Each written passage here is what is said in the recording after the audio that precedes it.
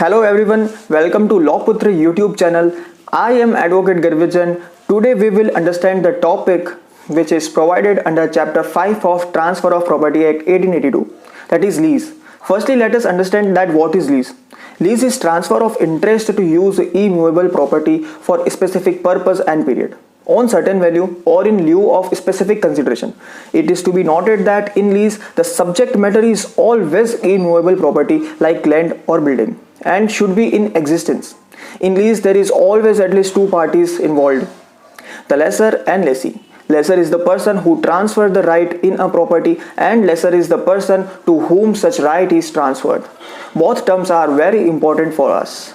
In lease, right to use of immovable property is transferred and the ownership is never transferred. A lease cannot be converted into ownership. A lease is always a lease even if such lease is monthly, annually or of perpetual nature. However, the renewal of lease is necessary. Time period is necessary whether monthly, annually or perpetual. The purpose of lease is always specified in lease agreement. There must be a consideration in the lease known as premium and rent.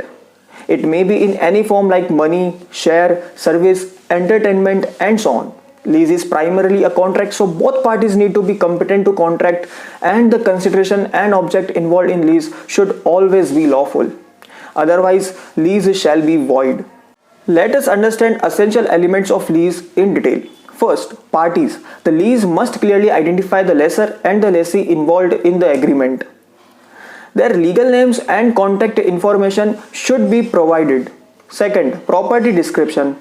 The lease should provide a detailed description of the property being leased, including its address, unit number and any specific details that help identify the premises. Third, duration of lease. The lease specifies the duration of the agreement, indicating the start and end dates of the lease. It may be for a fixed term or periodic. Fourth, rent and payment terms. The lease outlines the rental amount due and frequency of payments. It may also include details about late fees, acceptable payment methods, and any penalties for bounced checks. Fifth, security deposits. The lease usually addresses the security deposit amount and how it will be held and the condition for its refund or reductions at the end of the tenancy. State or local laws may regulate security deposits, so it's important to comply with the applicable regulations. Sixth, maintenance and repairs. The lease typically stipulates the responsibilities of the landlord and tenant regarding property maintenance, repairs, and who is responsible for associated cost. It may include provisions for notifying the landlord of necessary repairs and expected response time. Use and restrictions. The lease may specify the permitted use of premises such as residential or commercial purposes. It may also outline any restriction or prohibition on activities, pets or subleasing. Termination and renewal. The lease should detail the conditions under which either party can terminate the agreement before its expiration date. It may include notice periods required for termination or renewal and any penalties for early termination. Legal obligations and remedies. The lease may address the legal obligation such as compliance with local laws and regulations and the remedies available to both parties in case of breach or default. Governing law. The lease may specify the jurisdiction and laws that govern the agreement, which can be important in case of legal disputes. Now we will understand how leases are made. These have been broadly discussed under Section 107 of Transfer of Property Act 1882. So according to Section 107, a lease of immovable property can be made only by a registered instrument from year to year or for any term exceeding 1 year or reserving a yearly rent. All other leases of immovable property may be made either by a registered instrument or by oral agreement accompanied by delivery of possession. Where a lease of immovable property is made by registered instrument, such instrument shall be executed by both lessor and the lessee. But it must be noted here that leases of immovable property for less than 1 year may be made by unregistered instrument or by oral agreement. Let us discuss some important rules regarding period of lease. Firstly, period of lease may be determined by the parties to lease who are competent to contract. Second, if between parties there is no specific contract in relation to period of lease, but there is any certain customs prescribing the period in that particular society, then that will be applied. If there is lack of contract between parties or customs or usage in particular society, then section 106 create certain presumption in relation to period of lease. First presumption is, if any lease is made for agriculture purpose or manufacturing purpose, then such lease is presumed as annual lease. Second presumption is, if lease is done for any other purpose, then that lease is deemed as monthly lease. Now it must be noted that if anybody wants to terminate the lease, then notice must be served to other party. If the lease is annual, then notice is required to be given before 6 months of its expiry. And if lease is monthly, then the notice is required to be given before 15 days of expiry of lease. The duration will be started after the date on which the notice is served to the party, and the first day will be always excluded while counting. Such notice must be in writing and signed by the person who is giving, or may be authorized by such person. It may be given by way of post, including speed post, registered post, authorized post, courier service, email and fax. If there is any agent of the lessee, then such notice may be given to his agent or to any major adult member of family of lessee or to servant of lessee, and if no one is available, then it will be affixed on conspicuous part of the lessee's residence. The notice for termination of lease does not become void just because of less period remained or inadequate period.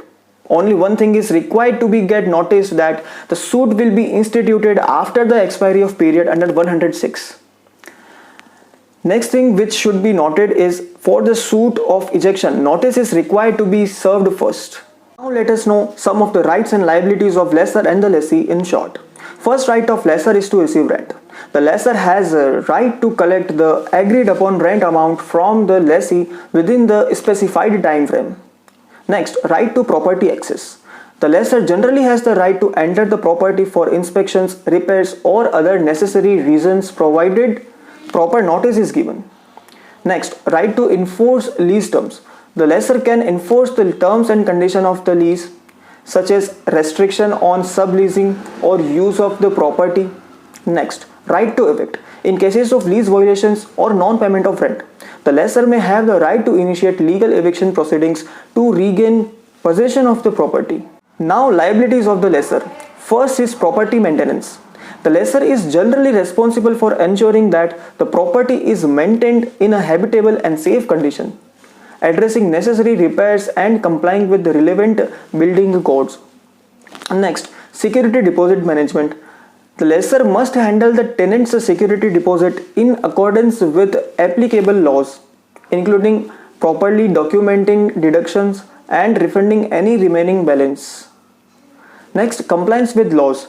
The lessor must adhere to local laws and regulations related to rental properties, including ensuring proper licensing and meeting health and safety standards. Now, rights of the lessee. First is right to possession. The lessee has the right to occupy and possess the leased property during the agreed upon lease term, as long as they comply with the terms of the lease. Right to privacy. The lessee generally has the right to enjoy privacy within the rented property, with the landlord needing proper notice and a valid reason to enter. Right to complaint and repairs. The lessee has the right to request the necessary repairs or maintenance from lessee and to live in a habitable dwelling. Right to enjoyment. The lessee has the right to peacefully and undisturbedly enjoy the leased premises without unnecessary interference from the lessee. First duty of lessee is the rent payment. The lessee is obligated to pay the agreed rent amount within the specified time frame as outlined in the lease agreement. Then, property care and maintenance. The lessee is generally responsible for keeping the property clean and in good condition, and may be liable for any damages caused by their negligence or misuse. Next, compliance with the lease agreement. The lessee must adhere to the terms and conditions of the lease, such as restrictions on pet, subleasing or illegal activities. Next, proper notice. The lessee generally has the obligation to provide proper notice to the landlord when planning to vacate the property or terminate the lease as outlined in the lease agreement. Thank you for watching.